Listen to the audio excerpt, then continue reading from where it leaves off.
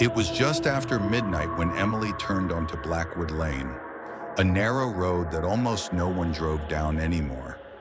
The trees on either side arched overhead like skeletal hands, blocking out the moonlight. She had taken this shortcut dozens of times before, but tonight felt different. As she passed the old Miller house, she noticed the porch light was on. That was strange. Everyone in town knew the house had been abandoned for nearly 20 years, ever since the Miller family disappeared. Some said they left in the middle of the night. Others whispered darker stories that the house wouldn't let them leave. Emily slowed her car. The front door of the house creaked open, even though there was no wind. She told herself to keep driving, but something about that open door pulled at her. Against every instinct, she parked, grabbed her phone, and stepped out. The air was colder here, heavy with the smell of damp wood and mold. Her footsteps echoed as she walked up the rotting porch steps. She raised her phone flashlight and whispered, "Hello?" No answer, just silence. And then faintly, a child's laugh. Emily froze. The sound came from upstairs. Her chest tightened, but she forced herself inside.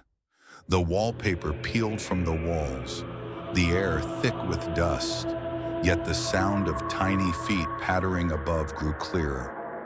She crept up the staircase, each step groaning under her weight. On the second floor, the hallway stretched impossibly long, darker than it should have been. At the very end, a door was slightly open, a pale light glowing through the crack. Emily whispered again, "Who's there?" The laugh answered her, closer this time. She pushed the door open. Inside was a child's bedroom, frozen in time.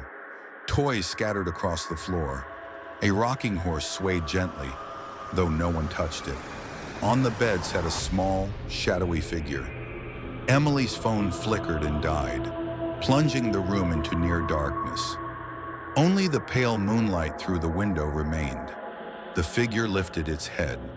Two hollow, glowing eyes stared back at her. The childlike voice whispered, "We've been waiting."